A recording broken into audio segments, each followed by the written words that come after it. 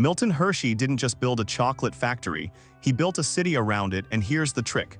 The factory was never the real profit center. By 1900, Milton S. Hershey had already made his fortune in the caramel business. He was wealthy, he could have retired. Instead, he sold his entire caramel operation for $1 million, an enormous sum at the time, but kept one asset, the machinery that wrapped chocolate around caramels. He saw what others didn't. Chocolate wasn't a luxury item anymore. It was about to become mass market. And here's the trick. He knew the real money wasn't in selling chocolate to the rich. It was in selling it to everyone else. In 1894, Hershey opened his Lancaster Caramel Company. It was profitable, but he was already planning the next move.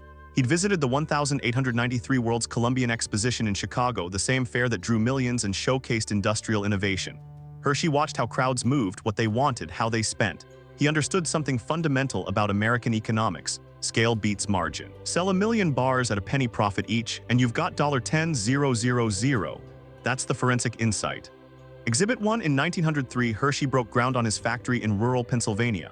Not Philadelphia, not New York, Lancaster, Pennsylvania, a place with cheap labor, agricultural surplus, and no major competition. The location wasn't romantic, it was mathematical. He needed land for the factory, yes. But he also needed something else, control over the entire supply chain. And here's the trick, he didn't just build a factory. He built housing for workers.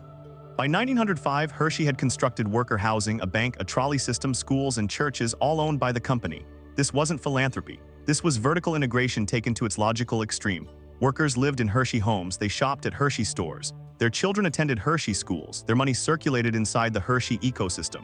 The factory wasn't just a production facility, it was the anchor tenant in a closed economic loop. Exhibit 2, the chocolate bars themselves. Hershey didn't invent the Hershey bar, he engineered it. 5 cents, a price point that was psychologically perfect. Not a penny which felt cheap, not a dime which felt expensive.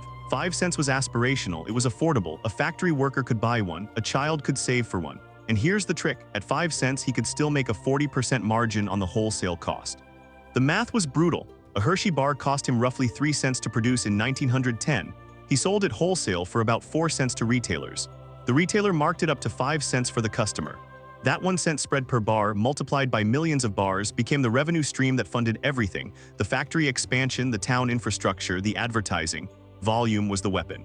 Exhibit 3, distribution. Hershey didn't sell directly to consumers, he sold to wholesalers who sold to retailers, but he controlled the narrative. He flooded the market with advertising, billboards, streetcar ads, magazine spreads. He spent money on brand building that competitors couldn't match because he had scale.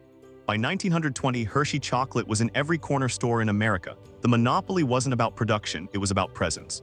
Here's what most people get wrong about Hershey. They think the town was a gift to workers. It wasn't, it was a moat. Workers who lived in company housing, shopped at company stores, and sent their kids to company schools had no incentive to leave. Turnover was low, training costs were minimized. Loyalty was structural, not emotional. And here's the trick, this reduced his labor costs relative to competitors who had to constantly recruit and train new workers. By the 1920s, Hershey controlled roughly 30% of the American chocolate market. His nearest competitors, Nestlé, Mars, had emerged, but Hershey had a structural advantage. He owned his town, he owned his supply chain, he owned the narrative. When the Great Depression hit, Hershey didn't lay off workers. Instead, he invested in infrastructure, roads, parks, more housing. This wasn't altruism, it was brand insurance. The Depression would have destroyed most companies. Hershey's kept growing. Why? Because his 5-cent bar was recession-proof. When money was tight, a nickel candy bar was the last luxury people cut. It wasn't a car or a house, it was affordable escapism. And because he'd built vertical integration, housing, stores, schools, his costs stayed lower than competitors. He could undercut them while maintaining profit. Exhibit 4, the acquisition of other brands. By mid-century, Hershey began buying competitors not to kill them but to control their distribution channels. Each acquisition expanded his retail footprint. Each brand became another product flowing through his existing supply chain. Lower marginal cost per unit, same infrastructure, more revenue, and here's the trick, he didn't rebrand them aggressively. He let them keep their identity while leveraging his distribution. What? The town itself became marketing. Tourists came to see Hershey, Pennsylvania, they rode the trolley, they visited the factory, they bought souvenirs and chocolate. The town was a physical advertisement, it generated word of mouth, it created brand loyalty in families who'd visited as children. And here's the trick, the town paid for itself through tourism revenue while simultaneously serving as the cheapest, most effective advertising campaign imaginable. By 1970, Hershey controlled the American chocolate market so completely that the company could dictate terms to retailers. They wanted shelf space. They got it. They wanted premium positioning. They got it. Competitors had to negotiate. Hershey didn't. The monopoly wasn't maintained through price fixing or predatory practices. It was maintained through scale, supply chain efficiency, and brand presence so dominant that it became synonymous with chocolate itself. The town of Hershey never existed as a charity. It existed as a business model, one that happened to produce good living conditions as a side effect. Workers had stable employment, affordable housing, and community infrastructure, but they also had no bargaining power. They lived in a single company town, they depended on Hershey for everything.